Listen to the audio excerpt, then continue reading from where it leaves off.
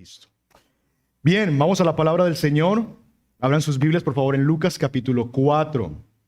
Lucas capítulo 4. Este pasaje es un pasaje muy conocido. Estamos en Medellín, en la iglesia El Redil del Sur, en una serie en el Evangelio de Lucas. Y en el capítulo 4, versos 1 al 13, nos detuvimos para hacer una pequeña miniserie dentro de la serie sobre la tentación de Jesús. Así que hoy lo que quiero compartir es la segunda predicación de esa miniserie, y vamos a leer el texto, los primeros 4 versos, porque vamos a considerar particularmente la primera tentación de Jesús. Entonces, quiero que usted se ponga en pie y me acompañe, por favor, en la lectura. Es una manera en que mostramos respeto a la palabra del Señor y bueno, eso me hace sentir más en casa.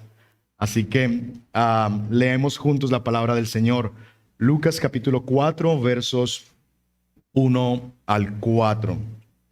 Dice así la palabra del Señor.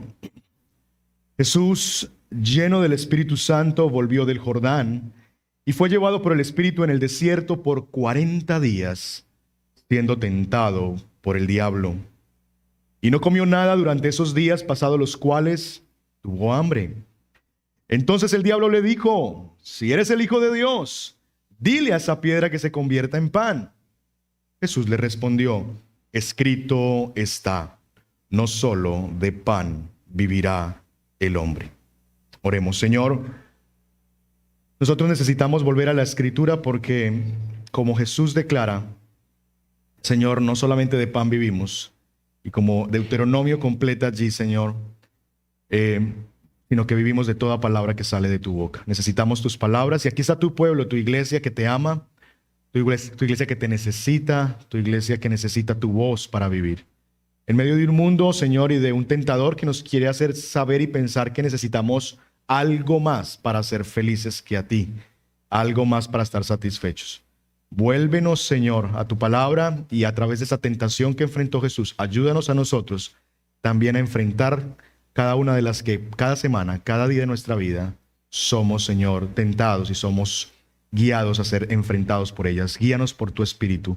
Te lo pedimos, Padre, en el nombre de Jesús, nuestro Rey. Amén. Amén. Bien. Algunos de ustedes están familiarizados con las Crónicas de Narnia, ¿verdad? ¿Han leído los libros? ¿Han visto las películas? Las Crónicas de Narnia, El León, la Bruja, el Ropero, El Príncipe Caspian y bueno, otras. Estas son unas crónicas que son 7 libros, de los cuales solamente 3 se han llevado al cine. Bueno, el autor de esas crónicas es un autor británico llamado C.S. Lewis. Él escribió una cantidad de libros, entre ellos un libro titulado Cartas del Diablo a su sobrino. En este libro que él escribe, narra básicamente la historia de una correspondencia que se envía entre un demonio experimentado llamado Escrútopo a un joven aprendiz de demonio llamado Orugario, que ha sido enviado a Inglaterra a atormentar a un joven creyente que está acercándose a la fe cristiana. Entonces hay una correspondencia que se cruza entre este hombre, este demonio más bien experimentado, que le está enseñando al demonio aprendiz cómo ser un buen demonio. Es decir, cómo hacer bien su trabajo de demonio al tentar a los hombres. En el prólogo de su libro, Lewis plantea lo siguiente. Él dice, abro comillas: en lo que se refiere a los diablos, la raza humana puede caer en 2 errores iguales y opuestos. Uno consiste en no creer en su existencia. El otro, en creer en los diablos y sentir por ellos un interés excesivo y malsano. Y concluye Lewis: los diablos se sienten igualmente halagados por ambos errores. Yo creo, mis hermanos, que eso describe muy bien a nuestra iglesia en América Latina. Hay, por un lado, una cantidad de personas e iglesias en nuestra querida América Latina que están más preocupadas por Satanás, fascinadas por Satanás, que se nombra más en reuniones como estas al diablo que a Dios. Palabras como reprender, arrebatar, conquistar, desalojar de demonios territoriales y toda esta cantidad de cosas, y dime tu nombre, y todas estas manifestaciones son el pan diario en muchas comunidades llamadas cristianas en América Latina. Hay un excesivo interés en Satanás que nos lleva a veces a hablar más de él que de Dios mismo. Pero muchas veces cuando tratamos de huir de esos contextos, como en el efecto pendular que los seres humanos tenemos, nos movemos al otro lado del péndulo y vivimos como en una ignorancia voluntaria de nuestro enemigo. Y creemos que como no queremos hacer de él un protagonista, creemos que la solución a eso es ignorarlo completamente y creer y hacer de cuenta que él no existe. Y yo creo, como dice Luis, que ambas cosas son errores. ¿Por qué? Porque es verdad que tenemos un enemigo que se llama diablo y que quiere devorarnos. Así lo enseña la palabra del Señor. Así que lo que yo quiero que hagamos, hermanos, esta mañana es que consideremos a nuestro enemigo, el diablo, al tentador, y que podamos discernir de qué maneras él busca tentarnos y hacernos caer en la tentación. Particularmente que nos enfoquemos en la primera de las tentaciones, para que seamos sabios y entendamos cómo funciona la tentación y cómo el enemigo quiere dañar nuestra alma. Déjenme hacer dos observaciones que son como preliminares, fundacionales, antes de entrar al estudio de nuestra tentación, en particular la primera de ellas. Mire conmigo el versículo 13 que concluye este relato de la tentación. Dice que cuando el diablo hubo acabado toda tentación, se alejó de él, ¿qué? Esperando un tiempo oportuno. Cuando yo leí esas palabras, mi mente fue cautivada, capturada por esa frase. La tentación tiene un momento oportuno. Satanás no le apunta a lo que sea, no. Satanás es sagaz, es astuto, y él sabe que hay momentos oportunos en los cuales la tentación se vuelve mucho más atractiva para nosotros. Cuando estudiamos la tentación de Jesús, vemos particularmente dos situaciones que hacen de la tentación un momento oportuno. En primer lugar, si usted ve la tentación de Jesús, Jesús es tentado en un momento después de un avance espiritual. Jesús en el capítulo 3 ha sido endosado por el Padre. Este es mi Hijo amado. El Espíritu Santo ha venido como una paloma. La Trinidad se ha hecho presente para referirlo a él como el Hijo de Dios. Jesús ha estado en victoria, ha sido bautizado por Juan. Hay una voz del cielo que dice, este es mi Hijo amado. Hay un momento de victoria espiritual y justo después de eso viene la tentación. De tal manera que la tentación va a venir a tu vida cuando tú estás avanzando espiritualmente. Por eso explica que muchas veces cuando empezamos nuestro camino en la fe y empezamos a tomar medidas, empezamos a caminar hacia la cruz de Cristo, comenzamos a crecer en nuestro proceso de santificación, que las situaciones complejas vienen a nuestra vida. Y nos preguntamos, ¿por qué ahora que estoy? Bueno, porque el enemigo acaba de perder terreno y lo quiere recuperar a como de lugar. Entonces, la tentación tiene un momento oportuno cuando nos llega a nosotros en medio de un avance espiritual. Y también porque cuando avanzamos espiritualmente tendemos a relajarnos. Y ahí viene el enemigo de nuestras almas. Pero en segundo lugar, la tentación tiene un momento oportuno cuando estamos en situaciones de vulnerabilidad. Es cuando Jesús está en el desierto que la tentación viene. Es cuando Jesús experimenta hambre que la tentación viene. Es cuando Jesús experimenta la soledad de un desierto y no ve al Padre por ningún lado que la tentación viene. Es en Getsemaní donde Jesús está solo y a punto de ir a la cruz donde la tentación viene. La tentación viene en una situación de vulnerabilidad. Ese es el primer fundamento. La tentación tiene un momento oportuno y debemos aprender a discernir. Regularmente son esas dos cosas. Cuando hay avances espirituales, cuando hay vulnerabilidad. El segundo elemento preliminar que quiero que pongamos en la base es el siguiente. Y es que entendamos que hay una tentación detrás de la tentación. ¿Qué significa esto?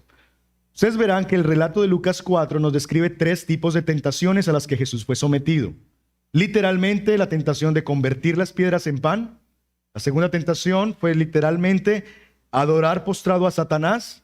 Y tercero, lanzarse desde arriba del templo. Ahora, piensa por un momento, ¿qué de atractivo o tentador hay en eso? ¿Qué de atractivo hay de lanzarse del último edificio, el edificio más alto de esta ciudad, sin paracaídas?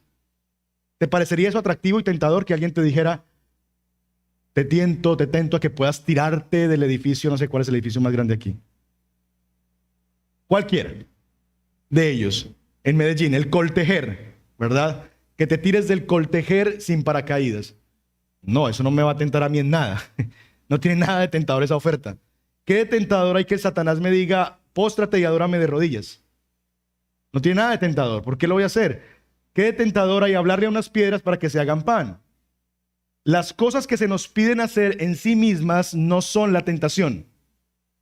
Y eso, mis hermanos, es muy importante porque la tentación no es lo que somos invitados a hacer, sino lo que se nos infiere o promete que obtendremos si lo hacemos. Repito eso. La tentación no es lo que se nos invita a hacer. La tentación es lo que se nos promete que obtendremos si hacemos eso. Es una apuesta. No somos tentados, hermanos, en el hacer. Somos tentados en el creer. Por ejemplo, lo que Satanás le estaba diciendo a Jesús es, si le dices a las piedras que se conviertan en pan, vas a descubrir que podrás quedar satisfecho de tu hambre. Si te postras delante de mí, tendrás todos los reinos del mundo. Si te lanzas del pináculo del templo, los ángeles vendrán a servirte y a cuidarte. Es una apuesta. ¿Y saben quién dice todas estas cosas, todas estas promesas? El padre de la mentira. Ahora piensa por un momento, esa realidad de que la tentación no es lo que somos llamados a hacer, sino lo que se nos promete que obtendremos si lo hacemos, no es algo nuevo en la escena de la humanidad. Pasó lo mismo en el jardín del Edén. Piensa también por un momento en el jardín del Edén y Adán y Eva. ¿Qué hay de tentador en comerse una fruta en que Satanás me diga, comas esa fruta? Cuando yo tengo cientos de árboles a mi alrededor y frutas de todo tipo que comer. ¿Qué de tentador hay en que se me ofrezca comer una fruta cuando yo tengo otras frutas que comer? La tentación no estaba en hacerles comer la fruta. La tentación era la promesa que se les dio si lo hacían. Y la promesa era, serán como Dios. No somos tentados en el hacer, somos tentados en el creer. Con esas dos cosas en nuestra base, como preliminares, vamos entonces a dirigirnos a nuestra tentación para ver qué es lo que el tentador quiere hacer creer a Jesús en este momento de vulnerabilidad y luego de este avance espiritual que él ha tenido. ¿Estamos claros? Muy bien. Entonces, he aquí mi declaración de lo que yo creo que Satanás quiere hacerle creer a Jesús. Ahí va. El tentador, y está en su pantalla, quiere que Jesús crea que el Padre no es bueno y necesita proveerse a sí mismo. El tentador quiere que Jesús crea que el Padre no es bueno y que como el Padre no es bueno, Él necesita proveerse a sí mismo. Si eres el Hijo de Dios, dice el verso 2, verso 3, si eres el Hijo de Dios, dile a esta piedra que se convierta en pan. Esa es la tentación. Si eres el Hijo de Dios, dile a esta piedra que se convierta en pan. Ahora, a primera vista, la tentación podríamos pensar que se trata de que Jesús demuestre que Él es el Hijo de Dios.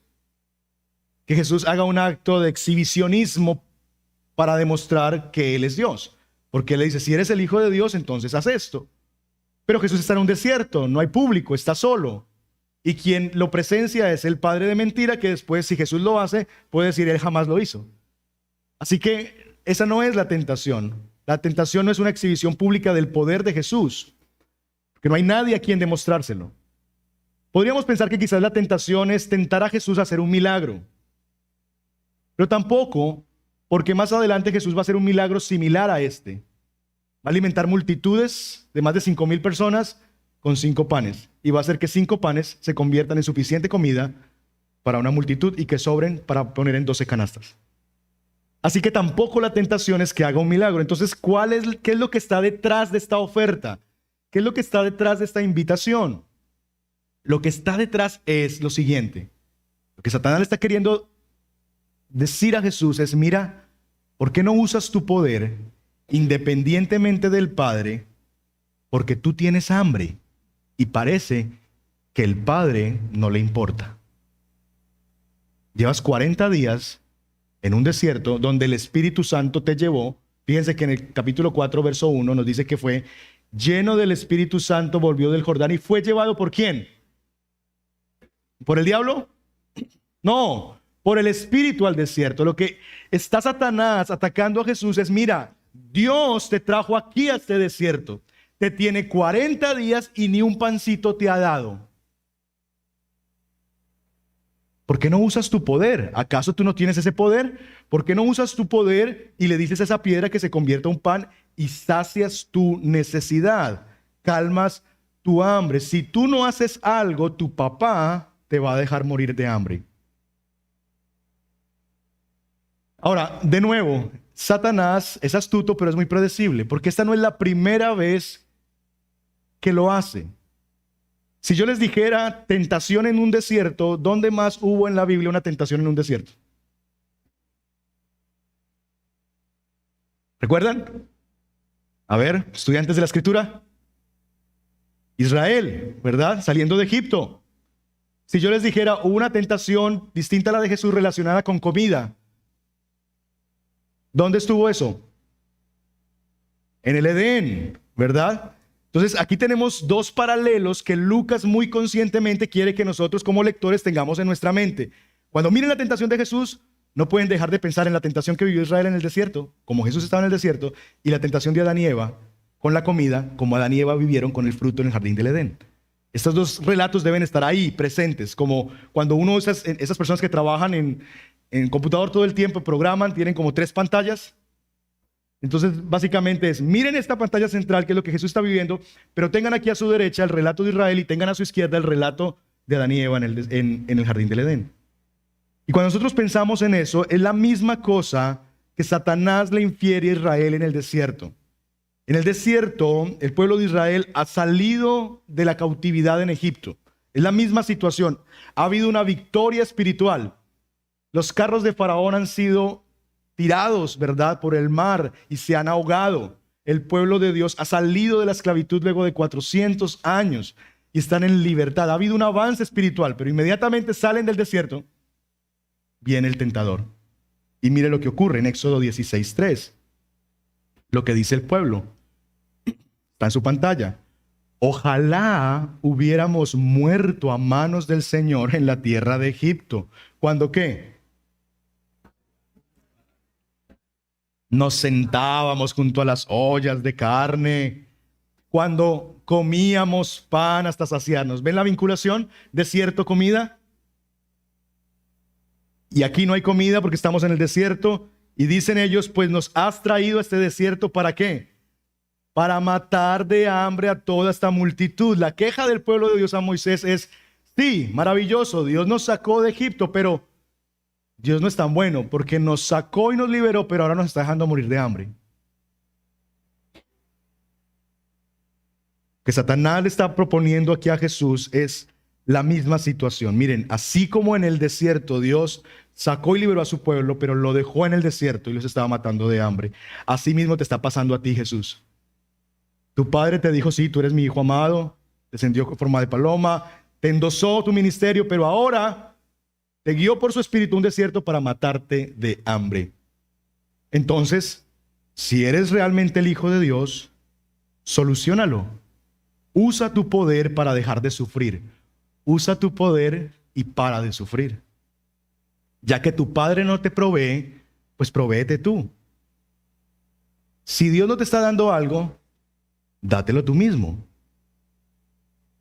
La respuesta de Jesús que encontramos en el verso 4, Jesús le respondió, escrito está.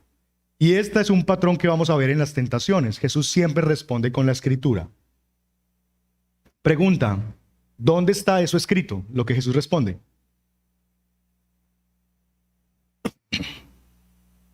Ustedes en algunas de sus Biblias les va a ayudar. A veces las Biblias tienen una letrica o un numerito. Si usted va abajo, usted puede ver dónde está, ¿verdad? La cita que Jesús trae es Deuteronomio capítulo 8, verso 3. Una porción de Deuteronomio 8, 3. Quiero que leamos Deuteronomio 8, 3 completo para que entendamos el contexto que acompaña esta declaración de Jesús. No solo de pan vivirá el hombre. Deuteronomio 8, 3 está ahí en su pantalla. Dios dice, Él te humilló. ¿Quién es Él? Dios. Él te humilló y te dejó tener hambre. ¿Quién te dejó tener hambre? Dios. Y te alimentó con el maná. ¿Quién te alimentó con el maná? Dios, que tú no conocías ni tus padres habían conocido. Es decir, Dios le está diciendo a Israel, Moisés está diciendo, mira, Dios les llevó al desierto a ustedes. Fue Dios el que promovió el hambre. Fue Dios el que promovió que ustedes fueran humillados en el desierto, pero fue Dios también el que los alimentó. Y fue Dios el que hizo eso con un propósito, para hacerte entender que el hombre no solamente vive de pan, sino vive de todo lo que procede de la boca del Señor. Lo que Dios le está diciendo a Israel es, miren, ustedes creen que ustedes necesitan comida en medio del desierto y verla. Yo les quiero demostrar que sin nada, sin un imperio detrás que les provea, sin un gran faraón que se presenta como el benefactor que les daba ollas de carne, cebollas y puerros, sin necesidad de nada de eso y sin que ustedes trabajen haciendo ladrillos, sin que ustedes hagan absolutamente nada, yo, el Señor, los voy a sostener. Lo único que necesitan confiar es en lo que yo les estoy diciendo, que yo soy su proveedor y yo los voy a sostener. Y por eso los llevo al desierto. Así que Jesús conoce las artimañas de Satanás. Y entonces sabe que Satanás quiere introducir una duda en su corazón sobre la bondad de Dios. Y la forma en la que Satanás introduce la duda en nuestro corazón es haciéndonos magnificar nuestras necesidades, haciéndonos ver que son más grandes y haciéndonos pensar que yo no puedo vivir sin. Pregúntate por un momento, ¿hay algo en la vida que tú crees que no podrías vivir sin? Tu esposo, tu esposa, tu trabajo, tu profesión, tus hijos. Satanás está aprovechando una necesidad de Jesús, un momento de vulnerabilidad, para hacerle ver: necesitas comer, necesitas comer, necesitas el pan, necesitas el pan. Sin pan no puedes vivir. Y Jesús dice, no. Y está haciéndole creer a Jesús que necesita usar su filiación con el Padre como hijo de Dios para que Él se pueda proveer por sí mismo. Pero Jesús usa su filiación con el Padre, su realidad de hijo de Dios, y decide confiar obedientemente a la voluntad del Padre. Un Padre que no lo exime del sufrimiento. Un Padre que como buen Padre usa el sufrimiento pedagógicamente y que lo va a sostener por medio de su palabra. Lo que Jesús le está diciendo a Satanás con su respuesta es: Satanás, precisamente porque soy hijo de Dios, sé que el pan no es mi fuente de vida, sino que Dios lo es. Porque en la vida con Dios hay dos tipos de hijos. Hay hijos que usan su derecho como hijos de Dios para demandarle a Dios que los bendiga porque yo soy un hijo del rey. Y entonces tú tienes que, como los hijos que solamente los llaman cuando necesitan algo. ¿Les ha pasado eso? Ay, papito lindo, tú que eres tan hermoso, y te cogen los cachetes y te dicen: tengo una salida con mi amiguis, ¿me das 100,000 pesitos? Y tú sabes que cada vez que hay ternura en ese pedido es porque te va a querer pedir algo, usar sus derechos como hijos para demandarte algo. Bueno, hay hijos de Dios así. Hay hijos de Dios que usan su filiación con Dios solamente cuando necesitan pedir, exigir. Pero hay otros hijos de Dios que bajo el mismo pensamiento, es que yo soy hijo de Dios, pueden confiar en que si papá dice no, descansan en eso. Y pueden esperar que Dios haga siempre su voluntad. Más adelante Jesús mismo va a enseñar este principio cuando dice en Mateo 6, en el Sermón del Monte: no se preocupen diciendo ¿qué comeremos? ¿Qué beberemos? ¿O con qué nos vestiremos? Porque los gentiles buscan ansiosamente todas estas cosas que el Padre Celestial sabe que ustedes necesitan. Jesús sabía que el Padre sabía que Él tenía necesidad. Jesús era consciente de que el Padre sabía que llevaba 40 días sin comer. Jesús no necesita informar al Padre sobre esa realidad. Jesús sabe que el Padre sabe que Él tiene esa necesidad, pero descansa en esa realidad. Ahora, como les decía, no solamente Israel ha sido tentado con comida, sino que Adán y Eva también. ¿No fue lo que le dijo Satanás a través de la serpiente en el huerto del Edén? Con que Dios les ha dicho que no, ¿qué? No coman. ¿Ven? Nuevamente, comida involucrada en la tentación, que no comieran. Satanás le está diciendo básicamente a Adán y Eva: Sí, Él les dio un jardín, pero si Dios fuera tan bueno, ¿por qué les negaría algo?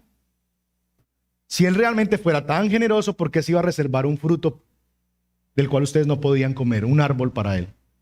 Allá Él se muestra como muy generoso, pero si Él realmente fuera bueno y generoso, Él no les negaría eso. Dios tiene un gato, ahí hay gato escondido. Dios sabe algo, y es que si ustedes comen de ese fruto, ustedes llegarán a ser como Dios. Y Dios, como no es bueno ni es generoso, Él no quiere compartir su gloria, Él no quiere que ustedes compitan con Él. Lo que le está susurrando a Jesús, Satanás, es la misma cosa aquí. ¿Acaso tú no eres el Hijo de Dios? ¿Acaso tú no tienes los derechos? Bueno, si tú eres el Hijo de Dios, dile a esa piedra que se convierta en pan. Lo que Satanás está diciéndole a Jesús es, mira, se supone que tú estuviste en el jardín del Edén cuando Dios creó todas las cosas y que por ti todas las cosas fueron hechas. Así que cuando Dios dijo que nazca la vegetación en el campo, la vegetación nacía. Cuando el Padre dijo que se llenaran las aguas con peces y bestias marinas, así fue. Cuando Dios hablaba, las cosas se hacían. Bueno, si tú eres el Hijo de Dios, haz lo mismo, porque tienes el derecho. Dile a esa piedra que se convierta en pan, como pasó en Génesis 1. Sé Dios, ejerce tu derecho como Dios, reclama tu derecho y haz lo que tú tienes el derecho para hacer. Pero Jesús conoce de nuevo las artimañas del diablo, que quiere usar nuestra filiación con Dios, nuestra unidad con Dios, para hacernos creer que somos dioses. Y es interesante, mis hermanos, que aunque Jesús es Dios encarnado, Jesús no responde a la tentación como Dios. Porque Jesús no hace nada en su ministerio como Dios. Por eso Jesús tuvo que esperar la habilitación del Espíritu Santo en Lucas 3. Porque Él, aunque siempre había sido Dios, siempre era Dios y siempre ha sido Dios, Él tuvo que esperar que el Espíritu Santo descendiera y su Padre lo endosara para el ministerio. Porque nada de lo que hizo Jesús lo hizo por sí mismo, en su independencia como segunda persona de la Trinidad. No, lo hizo bajo el poder del Espíritu Santo. Y lo hizo bajo la dependencia del Padre. En Juan declara, yo no vine a hacer mi voluntad, sino a hacer la de aquel que me envió. Yo no hago nada por mí mismo, sino lo que el Padre me hace. Jesús en su ministerio, sus milagros, todo lo que Él hizo, no lo hizo en su deidad, lo hizo en su humanidad en dependencia del Padre y del Espíritu Santo. Y de la misma manera Jesús aquí no responde como Dios. Responde como debió haber respondido Adán. Responde como debió haber respondido Israel, porque lo que Lucas quiere demostrarnos es que en el fracaso de Adán hay victoria en Jesús, que en el fracaso de Israel hay victoria en Jesús.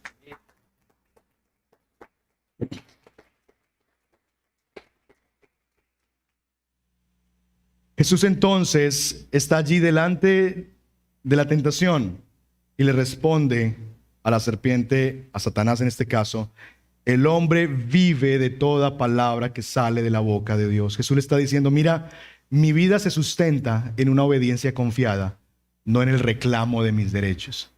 Yo no soy hijo de Dios para reclamar derechos. Yo soy hijo de Dios para vivir en obediencia confiada ante los designios de mi Padre. Hermanos, la tentación no consiste en que te proveas de algo. La tentación no es date ese gusto, no te niegues ese carro, no te niegues esa casa. Esa no es la tentación, eso es lo que somos invitados a hacer. Detrás de eso hay otra tentación, y es llegar a creer que Dios no es tan bueno. Porque si Dios fuera realmente bueno, ¿por qué no me ha sanado? Si Dios realmente fuera tan bueno, ¿por qué no me ha prosperado el negocio? Si Dios realmente fuera bueno, ¿por qué no me ha dado ese hombre que yo tanto le he orado?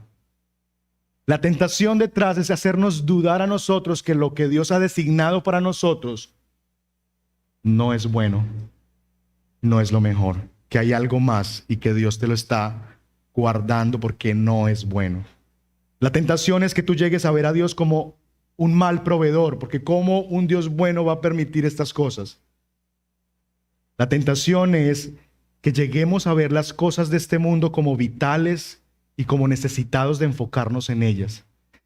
Hacernos ver las cosas de este mundo, los bienes de este mundo, como cosas extraordinariamente necesitadas, que necesitamos nosotros para vivir, y hacernos a nosotros enfocar en ellas. La tentación es, y escúchenme bien, que llegues a creer que tu relación con Dios le obliga a Él a eximirte del sufrimiento. Pero es que si soy hijo de Dios, yo soy un hijo del rey. ¿Has escuchado eso? Los hijos del rey no viven así. Es una princesa de Dios, la niña de sus ojos. Tú no deberías vivir así. ¿En serio? ¿Cuál Biblia estás leyendo? ¿Acaso no ves en esta Biblia que el Hijo de Dios, Jesús, el Hijo perfecto de Dios, nació y se despojó de todo bien?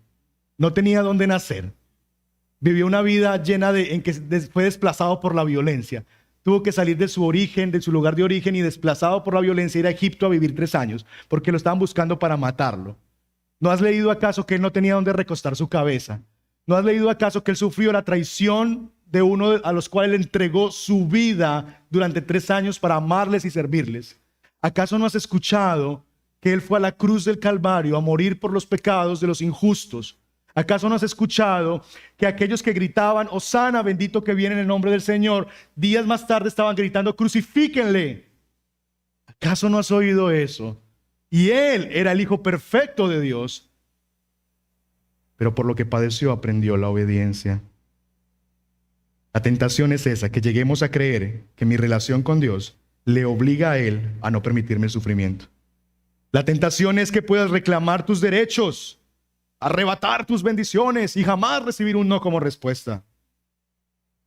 En el ADN de Satanás está que usemos el amor, la bondad de Dios, la generosidad de Dios, al hacernos partícipes de su reino y llamarnos sus hijos y coherederos con Él, para que nosotros nos creamos el cuento y querramos vivir como mini dioses, hablándole a las piedras que se conviertan en pan, a los Twingos que se conviertan en Ferrari y a los Casios que se conviertan en Rolex. ¿No es eso lo que muchas veces aspiramos nosotros a hacer? Todo porque tú eres un hijo del rey. Hermanos, el evangelio de la prosperidad es el evangelio de quienes le dicen a las piedras que se conviertan en pan. De quienes postrados adoran lo que sea, incluso a Dios, para obtener riquezas y gloria. De quienes desafían osadamente a Dios a cumplir lo que la Biblia dice. En el centro del evangelio de la prosperidad está la serpiente, está Satanás. Porque es Satanás el que te dice, no te conformes con eso. No te conformes con ser la imagen de Dios. Vive sin límites. Lema de este año, sin límites. Sin miedo a nada. Hermanos, no. Es el evangelio de la prosperidad el que hace, Satanás el que ofrece, dile a esa piedra que se convierte en pan. Es Satanás el que dice, decláralo, confiésalo, reclámalo, haz que pasa. Sí, el evangelio de la prosperidad es el evangelio de quienes les dicen a las piedras que se conviertan en pan, pero el evangelio de Jesucristo es de aquel que dijo que no solamente de pan vive el hombre, sino de toda palabra que sale de la boca del Señor.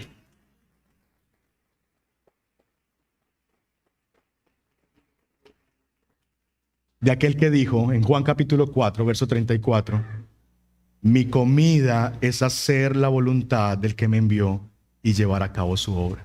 ¿Saben de qué se alimentaba Jesús? Ven que este es exactamente, en otras palabras, lo que Deuteronomio dice. No solamente de pan vive el hombre, sino de toda palabra que sale de la boca de Dios. Jesús más adelante en el Evangelio de Juan va a decir, mi alimento, mi comida es hacer la voluntad de aquel que me ha enviado. Ese es mi alimento. Yo me alimento de lo que Dios dice y quiere que yo haga. ¿Y saben qué significó para Jesús esa declaración? Significó de que dentro del plato que el Padre le sirvió estaba la hiel del Calvario. Porque Jesús, mis hermanos, estuvo dispuesto a comerse el plato amargo de Calvario.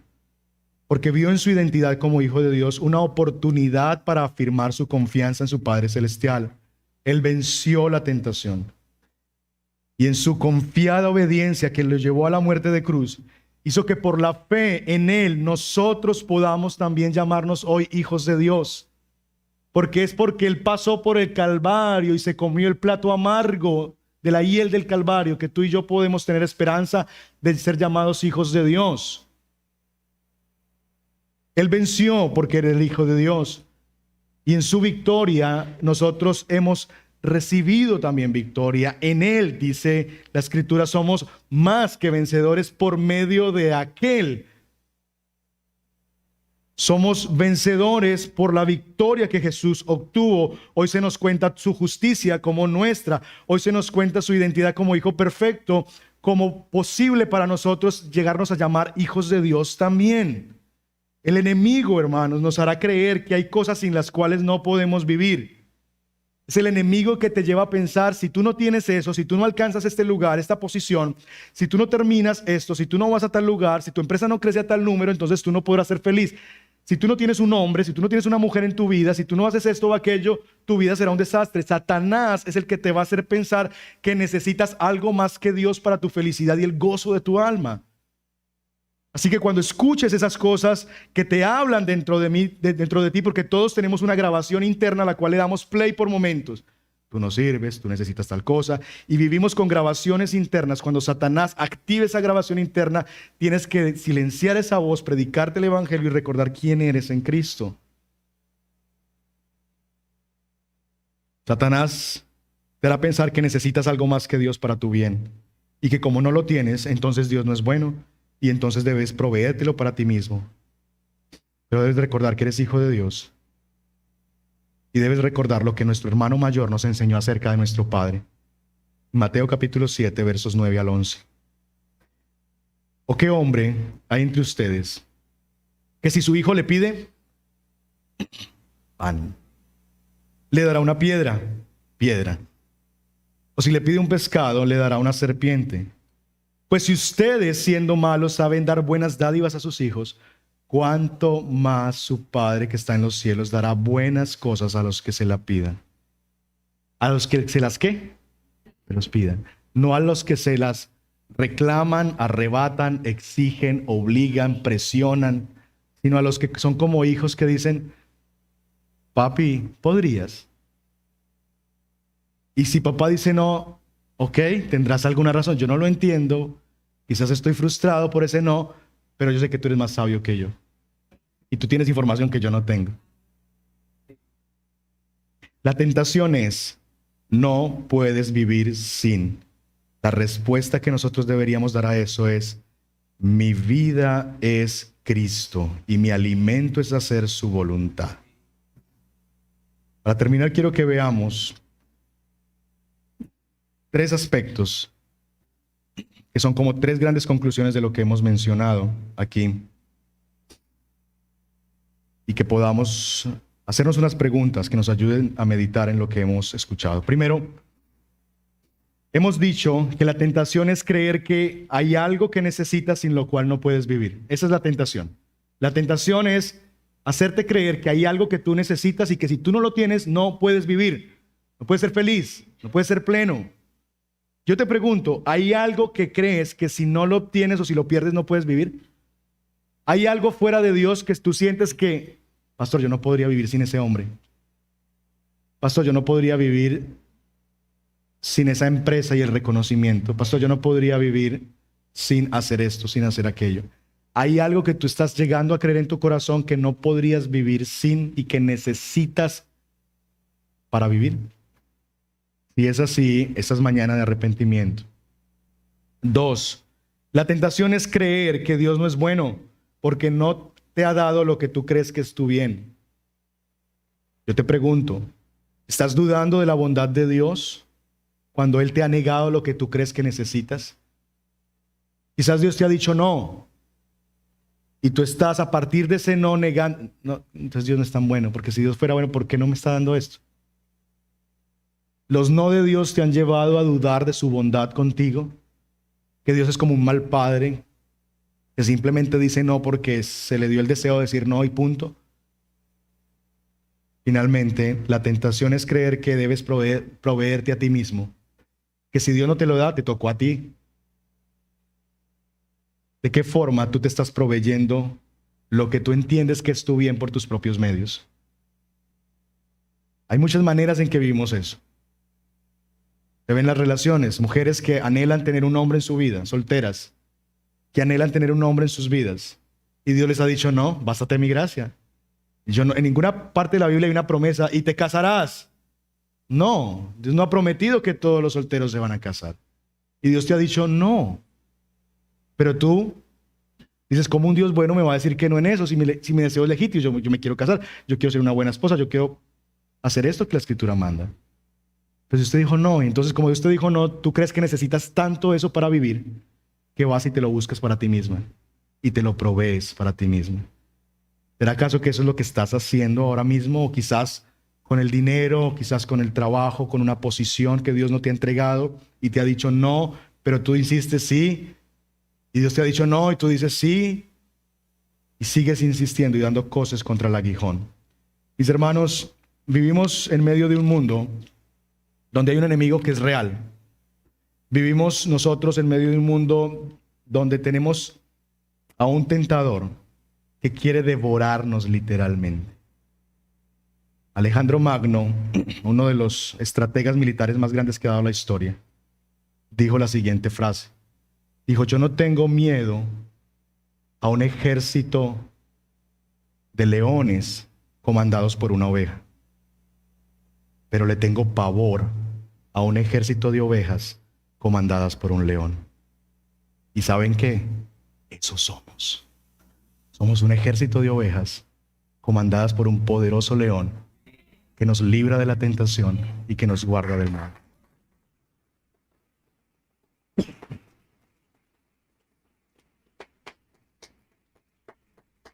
Oremos. Cierra tus ojos y vamos a orar al Señor.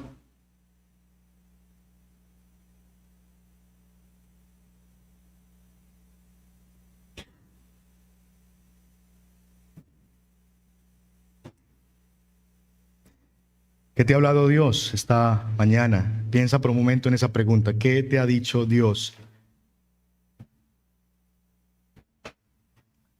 Yo he hablado por 45 minutos y no tengo la pretensión de que recuerdes los 45 minutos, pero sí tengo el deseo y el anhelo en mi corazón que puedas poner en una frase, que lleves a Dios en oración lo que Él te ha hablado. ¿Qué te ha hablado Dios?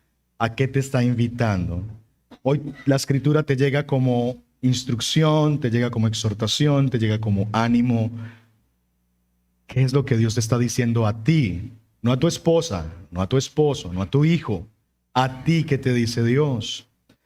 ¿De qué forma tú estás pensando y estás entrando en la tentación de creer que hay algo sin lo cual no puedes vivir? Si es así, pregúntate, ¿qué es aquello que yo estoy creyendo y estoy amando tanto que yo creo que si no lo tengo no sería feliz? El ministerio, una persona, mis hijos, la maternidad, la paternidad,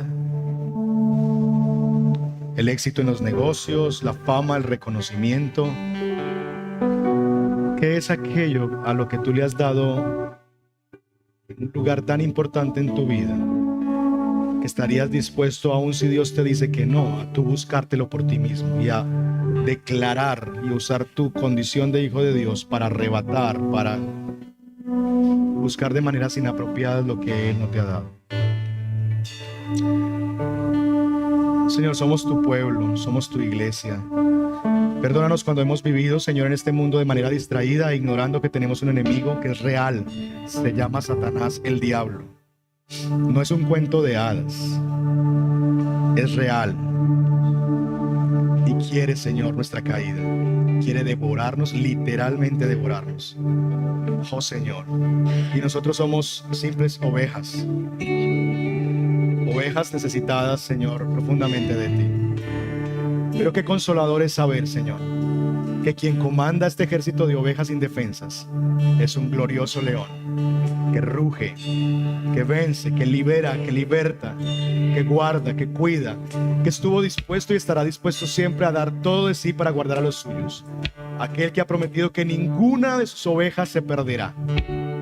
Aquel que ha prometido guardarnos hasta el final. Y aunque en medio de la tentación podamos ceder y caer, hoy estamos delante de ti arrepentidos, rogando, Señor, que nos libres del mal y del maligno. Y una vez más levantando nuestras cabezas en arrepentimiento, en fe, pero también en confianza, Señor, de que tenemos un abogado para con el Padre, a Jesucristo el justo. Y rogando, Señor, que nos libres de la tentación, que nos perdones si hemos venido cediendo a la tentación en este aspecto, y que nos ayudes a verte a ti como lo único que necesitamos para vivir. Porque el que tiene a Cristo lo tiene todo. Porque el que te tiene a ti de su lado, no importa quién está delante.